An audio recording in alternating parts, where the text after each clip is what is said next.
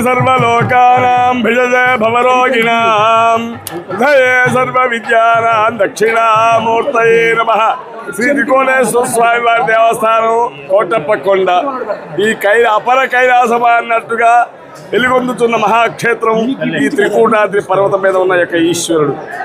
దక్షిణయజ్ఞంలో ద్రాక్షాయణమో అంతర్ధానం తర్వాత పరమేశ్వరుడు కైలాసం విడి భూలోకానికి ఎదిరించి ఈ పర్వతం మీద తపస్సు చేసుకున్నారని, ఆ స్వామివారి కోసం ఈశ్వరుడి కోసం బ్రహ్మ విష్ణువు సప్త ఋషులు ఇత్యాది దేవతలు అందరూ కూడా ఇక్కడికి వచ్చి తపస్సు చేసుకొని దక్షిణామూర్తి అవతారంగా 27 లీలలు ఉంటాయి ఈశ్వరుడికి. 25వ లీలలో దేవతలందరూ కూడా గురోపదేశం చేసిన యొక్క స్థలం ఇది. మహాశివరాత్రి 11 మహాశివరాత్రి కంటే ఓ మహాశివరాత్రి. ఈ మహాశివరాత్రి అనేది చాలా మహోన్నతమైనది. ఎందుకంటే లింగంలోకి పరమేశ్వరుడు ఉద్భవించిన రోజు కాబట్టి లింగోద్భవ కాలము మహాశివరాత్రి అంటారు. అయితే అన్ని దేవాలయాల్లో పార్వతీదేవి ఈశ్వరుడు అందరూ ఉంటారు. అయితే ఇక్కడ మటుకు బ్రహ్మదేవుడి కూర్చొని తపస్సు చేసే స్థలం ఇది. బ్రహ్మ యొక్క అనుగ్రహం కలుగుతుంది.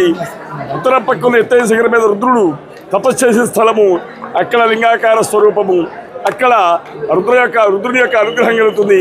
అదే ప్రకారంగా మహావిష్ణువు తపస్సు చేసే స్థలము. కాబట్టి ఈశాన్య భాగం ఎత్తైన శిఖరం మీద వీళ్ళందరూ ముగ్గురు యొక్క అనుగ్రహం భక్తులందరూ కలుగుతుంది. ఈ మహాశివరాత్రి పర్వ సందర్భంగా ప్రాతకాలమే తెల్లవారుజామున 3 గంటల నుంచి బ్రాహ్మీ ముహూర్తం వరకు కూడా స్వామివారికి ప్రథమ అభిషేకం బిందతీర్థం తీసుకొచ్చి ప్రథమ అభిషేకం జరిగింది. తర్వాత మధ్యాహ్నం 2 గంటలకు మళ్ళీ అదే ప్రకారంగా అభిషేకం జరుగుతుంది. స్వామివారికి అవసర నివేదన మాత్రమే జరుగుతాయి. తర్వాత సాయంత్రం ఈ దేవస్థానం స్టేట్ ఫెస్టివల్గా వచ్చింది కాబట్టి స్వామివారికి ప్రభుత్వం తరపున పట్టు వస్త్రాలు సాయంత్రం 6 గంటలకి ఇవ్వడం జరుగుతుంది. తదుపరి ఈ యొక్క దేవాలయ వ్యవస్థాపక ధర్మకర్తగా రాజా రామకృష్ణ కొండలరాయన గారు నరసరావుపేట వాస్తవ్యులు వారి యొక్క కుటుంబ సభ్యులు ఆహ్వానిస్తాము సాయంత్రం 7 గంటలకి. తర్వాత రాత్రి 12 గంటలకు స్వామివారికి లింగోద్భవ కాలంలో సరియగు విఘ్నేశ్వర పూజ, మహాన్యాసము, మహారుద్రాభిషేకము 27 తెల్లవారి దాకా కూడా జరుగుతాయి. తర్వాత అలంకారం జరుగుతుంది, స్వామివారి మహానైవేద్యం జరుగుతుంది. కాబట్టి భక్తులందరూ కూడా ఈ యొక్క మహాపర్వదిన రోజున ఈ స్వామివారిని కనుక చూసి ధరిస్తారు.